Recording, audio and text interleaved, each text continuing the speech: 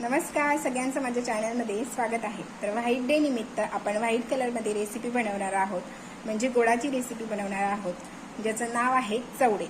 तर काही लोकांना ही रेसिपी माहिती असेल, काही लोक माझ्यासारखे असतील ज्यांना माहिती नसेल, ज्यांनी पहिल्यांदाच बघितली असेल ती रेसिपी। तर मला पण काही ही रेसिपी माहिती नव्हती। आता मी सासरी होते तर माझ्या सासूबाई ही रेसिपी म्हणजे हा जो पदार्थ आहे तो बनवत होत्या। त्यावेळी मी त्यांना म्हटलं होतं की कसले नवीन नवीन पदार्थ तुम्ही शोधून काढताय, तर हा असा काही पदार्थ असतो का, पुरी तळायची मग त्याच्यात सारण घालायचं, तिला फोल्ड करायचं। मग त्यावेळी त्या बोलल्या होत्या की इकडे असंच बनवलं जातं, म्हणजे खानापूर साईडला, बेळगाव साईडला। तर आता गोव्यात येऊन मला 10-15 दिवस झाले। मग गोव्यात आल्यावरती माझी एक फ्रेंड होती, तिने मला हा पदार्थ दिला होता। तर त्यावेळी मला कळलं की खरोखरच हा पदार्थ अस्तित्वात आहे। मग मी तिला विचारलं होतं, तर ती बोलली की गोव्यातला हा फेमस पदार्थ आहे असं। तर हा जो पदार्थ आहे तो कोकणातला फेमस असा देखील म्हटला जातो। मी देखील कोकणातलीच आहे, पण मी काही हा पदार्थ कधी बघितला नव्हता, म्हणजे मला हा नवीनच पदार्थ होता।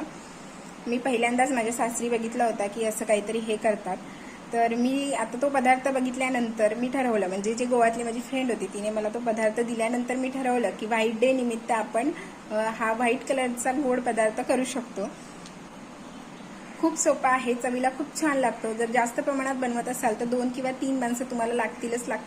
म्हणजे 1 किलो, अर्धा किलो, 1 किलोच्या रेंजमध्ये जर बनवत असाल तर 2 किंवा 3 माणसं लागतील। पण जर थोड्या प्रमाणात बनवत असाल तर एकटा तुम्ही हँडल करू शकता। मी देखील आता एकटीच बनवणार आहे, तुम्हाला दाखवते मी। तर या रेसिपीची जी सगळी प्रोसेस आहे ती अगदी पटपट करायची आहे, त्याच्यामुळे ही रेसिपी देखील लवकर होऊन जाते। तर बघूया आपण काय काय रेसिपीला सामान लागतं ते आणि कशी कशी बनवली जाते ते। तर सगळ्यात अगोदर याच्यासाठी लागणारं स्टफिंग म्हणता येणार नाही, तर सारण आपण तयार करून घेऊया। मी हे थोडे बनवणार आहे, जास्त प्रमाणात बनवणार नाही। तर एक जो नारळ होता सुकलेला, त्याच्यातलं अर्ध वळ मी किसणीवरती किसून घेतलेला आहे। त्याच्यात आता 3 चमचे मी पिठी साखर घालते। घरातच तुम्ही साखर बारीक केलेली असेल तरी चालू शकतं, तुम्हाला जसं गोड हवं तसं तुम्ही साखर वापरा। त्यानंतर मी येथे हे तळून घेतलेले तीळ आहेत, तर ते तीळ घालायचे आणि हे व्यवस्थित मिश्रण आपल्याला मिक्स करून घ्यायचं आहे।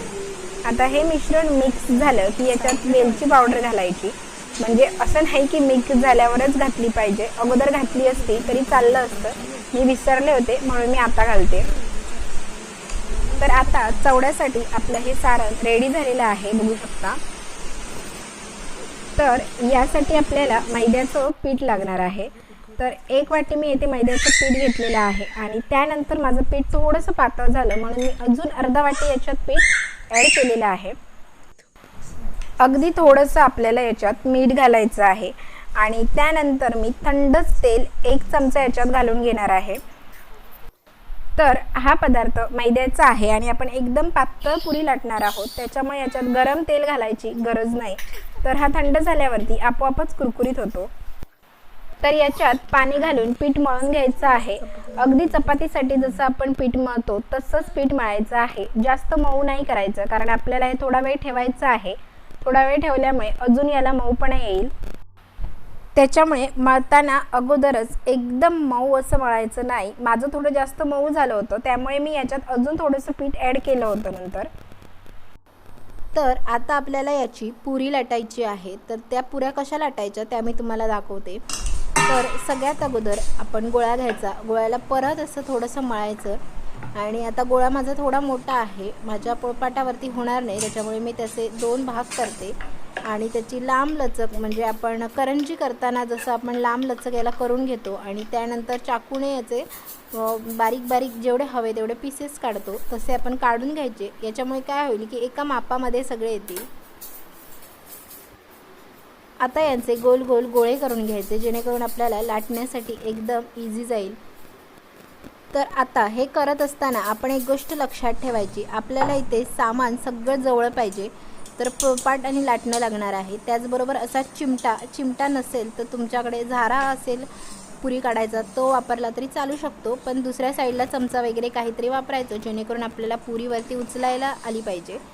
नंतर लावायला मैदा आणि त्यानंतर एक अशी एम्प्टी प्लेट, हे सगळं सामान आपल्याला जवळ ठेवायचं आहे। पोळपाट आणि लाटणं तर आपल्याकडेच असतं, पण चिमटा आणि ताट मात्र जवळ ठेवायचं। त्यानंतर गोळा घेऊन जसं आपण पुरी लाटतो अगदी तसंच लाटायचं, पण पातळ लाटायची, म्हणजे जेवढं शक्य होईल तेवढं पातळ लाटून घ्या. जसं आपण करंजीसाठी करतो त्यापेक्षा थोडं पातळ लाटलं तरी काही प्रॉब्लेम नाही.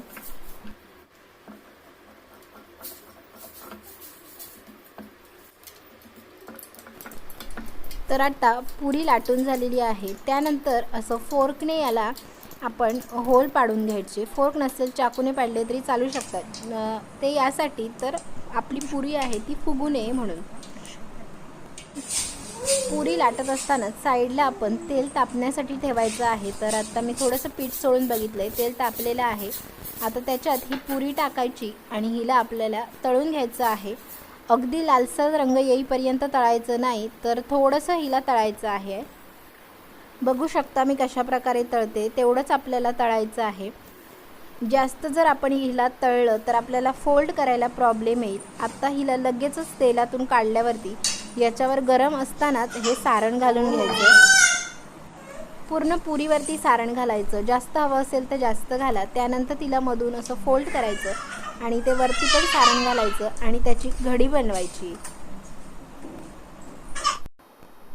तर हे बघा, अशा प्रकारे आपल्याला हे फोल्ड करायचं आहे.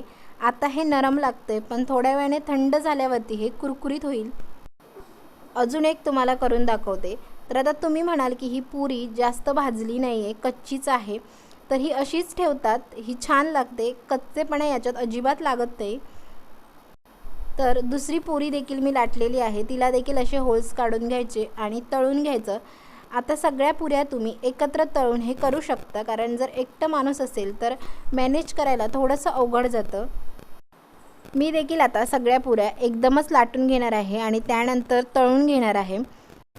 तुम्हाला दाखवण्यासाठी येते मी 2 तेवढ्या केल्यात. तर आता मी देखील सगळ्याच पुऱ्या लाटणार आहे.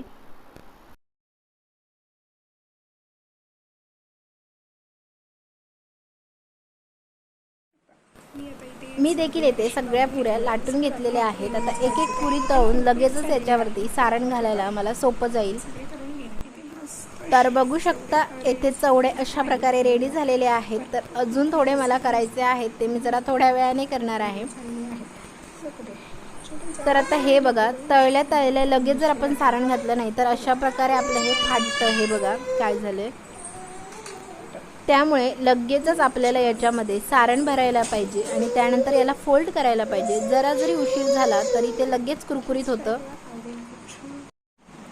तर कशी वाटली तुम्हाला आजची चवड्यांची रेसिपी? जर तुमच्याकडे टाईम असेल तर ही रेसिपी तुम्ही नक्कीच ट्राय करून बघा. चवीला देखील खूप छान लागते.